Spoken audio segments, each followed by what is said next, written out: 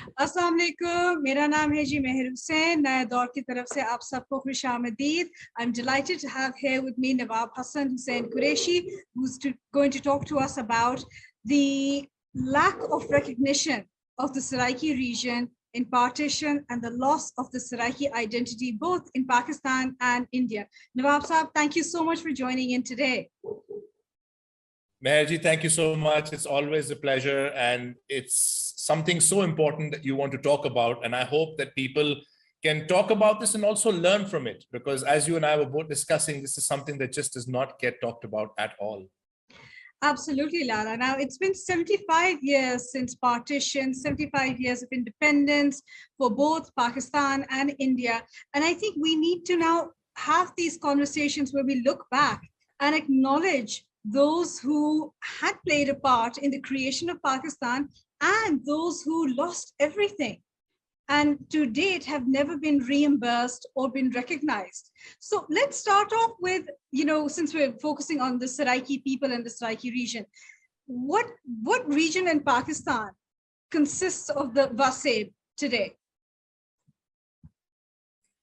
Interesting question, isn't it always, Meherji? Because everyone seems to have their own opinion of what it consists of. It shouldn't be, though. I mean, you cannot change a geographical entity. You cannot turn around tomorrow and say, okay, the Atlantic Ocean doesn't exist or Greece doesn't exist. They're there. So the Seraiki Vasaib is the area that has been populated by the Seraiki people. I don't even want to say thousands of years. It's hundreds of thousands of years going back to the very earliest civilizations. So we're talking about the part, and again, of course, it is contentious because nobody wants to understand or read history. But till 1818 and Maharaja Ranjit Singh deciding to come and take this area over forcibly, had never been part of Punjab, was not part of Punjab. It's only been there for the last 200 and something years. And it goes all the way into including parts of Sindh, areas that border Balochistan, Bannu, Tank, Dera Ismail Khan, Dera Ghazi Khan, Rahim Yar Khan. So it's an entire area that I'll bring it to the current day for people to understand, includes parts of Punjab, parts of Khyber Pakhtunkhwa, parts of Sindh, and parts of Balochistan. It is the only area of Pakistan that includes so many provincial boundaries. And it just goes to show you how the Seraikis have been spread out into these different areas, and they have been allocated to other provinces rather than being given the opportunity to govern themselves as an autonomous people within the Islamic Republic of Pakistan. Absolutely. Now, Lala, at the time of partition, there was a huge mass movement of people. And first of all, I'm going to ask you about the role of the Seraiki families and their contribution, which has gone unacknowledged and unrecognized in the creation of Pakistan. And by that, I don't just mean political support, but in terms of the financial support. And then when the movement of people took place, how they enabled it and how they supported the newcomers and how they bid farewell to those who had been around them for generations. Exactly, Meherji. And again, it's something that kind of gets lost when a lot of people say, when you're going to talk about the partition of India and Pakistan, you have to talk about the partition of Punjab and you have to talk about the partition of Bengal, because these were the two Indian states that were partitioned and became parts of different countries. What a lot of people forget is, as you rightly mentioned, the movement of people. Sindh was not partitioned, but millions of Sindhis moved to India. It's the same way Balochistan was not partitioned, but hundreds of thousands of people from Balochistan moved to what is now India, other parts of the world. Dwarfing both of these movements is the movement of Seraikis from their ancestral homeland into another area that was obviously not where they belong, but that had been assigned to them simply on the basis of the creation of two countries and where people had to choose because of their faith. Now, we talk about the partition of Punjab, but very few people talk about the fact that how many Seraikis had to uproot their lives and move to a new country. Where were they moved? And they have eventually found themselves living today in Haryana. They find themselves living in Uttar Pradesh, which has a very large population of people who've gone from the Seraiki belt. They've got people living there in Punjab, where they have faced issues because they have been told to streamline themselves as part of the wider Punjabi identity, rather than holding on to a distinct identity. And then you find places like Miawali Nagar in Delhi, which is populated entirely by refugees who moved from what is current day Pakistan, moved from the Vasaib. You find people who moved from Bahawalpur, from Multan. I mean, you and I were discussing this the other day. Multan had a very, very large Hindu and Sikh population, upwards of maybe 40% of the city. Most of them, the overwhelming majority, had to move to a new place where they did not have people who spoke the same language, did not have people who had the same culture, and they had to go and amalgamate into a larger, more prevalent culture over there. And then, of course, in their stead did not come other people who had the same culture or the same language as those they had replaced. Multan, we all talk about Karachi, rightly so, as being a place that took in a lot of people who were Urdu speaking and come from India. Multan took in the second highest number of people. Bahawalpur took in so many people. It goes all the way in. Yet these are things we're not taught about. We're taught about how, yes, people came and they were given so much to replace those who had left Sindh. What about those who came and were given so much to replace the people who had left Multan? You know, and we talk about the movement of people between East and West Punjab. What about the movement of people from the Vasaib to India and the movement of people to the Vasaib? So unfortunately, Meherji, these things get ignored simply because it's not fashionable enough or exciting enough to talk about the Seraiki struggle that has been there, as you rightly pointed out, for 75 years now. I think there's also the lack of recognition in terms of giving credit to those families who gave up so much for the creation of Pakistan, and they've never been acknowledged. I mean, we have, of course, the princely state of Bahawalpur and those palaces which now lay empty. And there are so many other families who gave up so much to assist Jinnah with the inflow of migrants came in, and their work has gone unacknowledged. I mean, why do you think that has happened? Is it not high time that the state acknowledged the role of these families in creating Pakistan, the country, and Pakistani, the identity? Meherji, the only gift that the princely state of Bahawalpur, the very first state to accede to Pakistan, as a lot of people, students of history will know that there was a choice given to the princely states to either accede to India or go to Pakistan. The very first state, very first princely state to come to Pakistan was the state of Bahawalpur. 70 million rupees were given by the Nawab of Bahawalpur, Sadiq Muhammad Khan V, to the government, and the salaries of government departments were paid for up to 3 months by Bahawalpur state. His private property is what was donated to make the University of the Punjab, King Edward Medical College, and even the mosque at Aitchison College. And you know, it's amazing that when we talk about all of this, we talk about the fact that in recognition for these sacrifices, monetary and otherwise, the only gift that the ruling family of Bahawalpur got was that they were amalgamated into the western province of Pakistan in 1955, a state that had been there for nearly 400 years. And with the single stroke of a pen, it was decided that, you know, now they're part of one unit. Their identity, their history, and all of that just completely ignored. And like you rightly pointed out, the work and the effort put in by the royal family of Bahawalpur and so many others into helping create Pakistan. It was not a given for Jinnah Saab when he came to this part to lobby for Pakistan that all the people would agree. It was the work done on the ground by numerous families, including my own, that worked with Jinnah Saab so closely to tell the people that it is in the best interest of this region to be a part of Pakistan, to be part of the independent Republic of Pakistan. And a lot of work was done on the ground by so many people. And yet here we are today, a people that don't even have our own province after helping to find the very country that which we are a part of.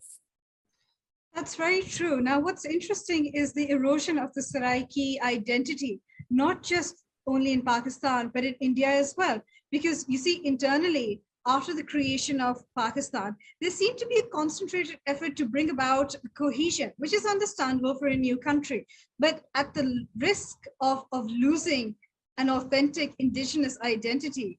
I'm not sure if that was the best way to go about it. And on the other hand, in India, you have this mass exodus of people from the Vasaib who've gone, and like you very correctly said, they were expected to integrate.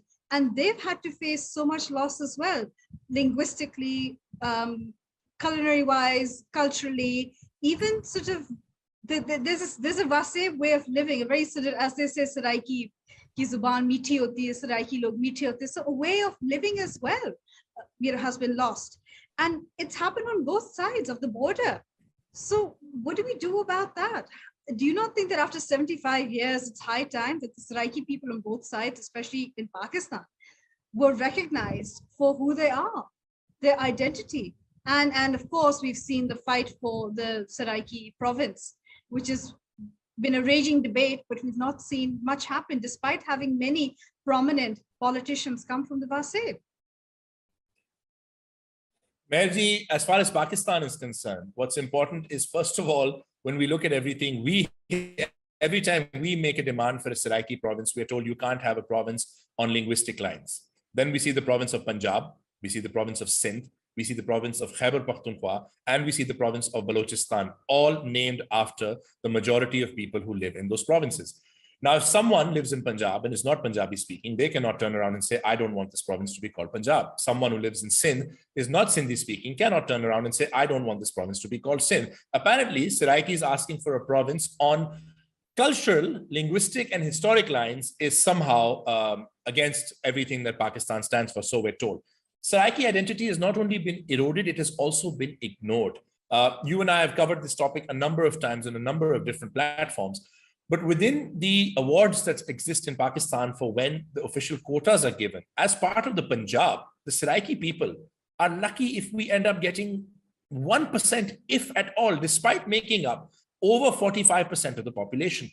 How is it fair in this day and age, after 75 years of being part of this country, for our people to not even have quotas when it comes to the civil service program, when it comes to education, based on the fact that other ethnicities, linguistic groups, other groups of Pakistanis have access to that, which is meant as a way to give them more opportunity. Seraikis are being deprived of this opportunity. As far as India is concerned, Meherji, we not only saw a great loss of the way of life, we saw a loss of so much history. I have friends in India whose family originally come from this side. One or two of them have been over the years to visit also. And they point out that it's not that their families came here from anywhere else before that. They left a land that their families had been part of for possibly hundreds of thousands of years. So they lost an identity and then they went over, and every time they talked about connecting to their original identity, they were told that it's not Indian enough, that they must now strive to be a part of India. And why would they want to relate to a place which is now part of another, and in most cases, unfortunately, how it's seen, a more hostile country. So much has been lost. We lost writers, we lost poets, we lost farmers, we lost people who had worked so hard for this area. We lost so many philanthropists and families that had historically lived there for generations, and they lost that connection with their motherland. And it's a trauma that not enough is spoken about, both in India and Pakistan. And the fact that, it continues to be ignored leaves Pakistani and Indian Seraikis today feeling a lot like our Kurdish brothers and sisters, who are, of course, the largest stateless people in the world. I believe we're the largest people without our own provincial representation anywhere in Pakistan. And this despite the fact that you rightly pointed out, we have had a Seraiki-speaking president, we have had a Seraiki-speaking prime minister, we have had at least 3 Seraiki-speaking chief ministers of the very province of Punjab. And yet, where are we today? No better off, in fact, worse off than we were when you look at independence in 1947. Absolutely. And you said something very important here, that it's a trauma, and it's an unhealed trauma. And it's like a wound that's been bleeding. Now, we've had fantastic people like yourself and many others who tried to sort of reach out to the Seraiki diaspora, whether they're in India or whether they're abroad in Europe. And we've tried to sort of create a network. And what strikes me is like how there's a unification. The minute you start speaking in Seraiki, there's this bond that's immediately created. I find that fascinating. And that just goes to show how deep the identity goes. Even 75 years later, no matter where they are, people still have connections with their roots. And we've seen that, Lala. We've seen these stories come from across the border. We've seen international stories about how so-and-so's grandfather was in this particular part of the Vasaib, so-and-so's grandmother, when she left during the partition, she took these little remnants from home, and they're still there. I mean, looking forward now, do you feel that the Seraiki youth of today in Pakistan are a lot more aware and stronger to make demands from the state? They are aware, Meherji. The floods have certainly raised a lot of awareness. The floods have also shown just how absolutely apathetic the vast majority of our elected representatives are. There's been more interest in fighting over who gets to be Chief Minister of Punjab than it has been towards helping the affectees of the floods. Meherji, the images of those young drowned children in the Vasaib will stay with me for the rest of my life, because as a parent, I could not imagine the pain that those families are going through. And all they're asking for is the very basics. I mean, they lost their children to absolute, to something that was absolutely preventable, to something that if the right amount of, it's not like we didn't know that it's the monsoon season. It's not like it was unknown to our governments that these kind of things have happened so often. There, so many things could have been done, so many precautions taken, and so many arrangements made till before those children tragically had to die. And now those people cannot hope for nothing. And when I keep hearing people say, well, they're going to get compensation to the tune of 5 lakh rupees, is that the price of a dead child from the Vasaib now? That someone will give you 5 lakh rupees and everything will be okay for you? So, and there has been, worryingly, Majid, there's been a complete lack of interest, and there has been indifference to the suffering of people in Balochistan, in Sindh, in the Vasaib. But luckily, young Seraikis are now getting up, understanding and asking that why are our people being ignored? And we're finally understanding that the system is so skewed in that the fact that the resources are not sent to us, they're not given to us. I don't want to blame any one particular government. I know a lot of people will obviously point out the fact that, you know, those who know me from social media will, of course, bring up my biases. No, I think you've been the most balanced person in this entire, like, 5 years or so. You've been very balanced, and that's a rare quality in this day and age when we're facing such polarization. It's kind of you, Meherji, but most people just don't want to see past their own agendas. But the fact is that for the last 30 to 35 years, when we look at the Vasaib, we look at the fact that under the last previous 3 governments, if we go back all the way 2008 to now, we don't have new universities. We don't have new hospitals. The vast majority of our people have to go to Lahore for treatment. The vast majority of our people have to come to Lahore. Even they want to come to Lahore to get their ID cards and their passports made. How is it okay that a region that is home to this many people and is home to historical and important cities like Multan, Bahawalpur, Rahim Yar Khan, Dera Ghazi Khan, Dera Ismail Khan, fine, is part of Khyber Pakhtunkhwa province. And again, young people from Dera Ismail Khan are telling us about how the fact that the vast majority of their internally displaced people have been sent to Dera Ismail Khan, thus changing the very demographic of the city and pressurizing the majority Seraiki people into a kind of, focus towards telling them that this is a Pashtun area. So it's not like we're only facing these problems in one province. We're facing it twice over and find ourselves being a bigger minority in even these areas. And today's Seraiki youth, thankfully, because of the effort that a lot of wonderful activists, people like yourself, so many other people that we know, are putting on social media. And you were the one who set up Pakistan's first Seraiki podcast, which is a huge step, given that the Seraiki region is so ignored, as you very correctly said. And unfortunately, it's seen as a dumping ground for industrial waste, agricultural waste. And there's been absolutely no policies to help whatsoever. Zero development has taken place. So the podcast was a huge step in terms of bringing the region to the digital realm. And that too during the time of COVID, when everyone was online except for the Vasaib, which was just inconceivable. I mean, how could you have that? But there it was. And then you stepped in. Meherji, thank you so much. As always, without your support, it wouldn't have been possible. Without the support of all the young people who've contributed. And it's just amazing. It made me realize, you know, sitting here, this very proud and out Multani, that I knew so very little of my own culture till I started the podcast and started talking to people, and they started explaining to me, and I said, hold on. Formally, that's the problem. Now, imagine in our history books, we're not told about this fact. So all we're told is it's conspiracy theories. It's a couple of Seraiki nut jobs from 1962 who suddenly woke up one day and decided that they have a separate identity. I love how to all of those who have a problem with us, and I'm sure we'll see them in the comments section over here as well, will first tell us we are Baloch. Then they'll tell us that we were brought in from somewhere. I'm waiting for the time where it's declared the Seraikis dropped in from Mars at some point in 1962 to suddenly take over.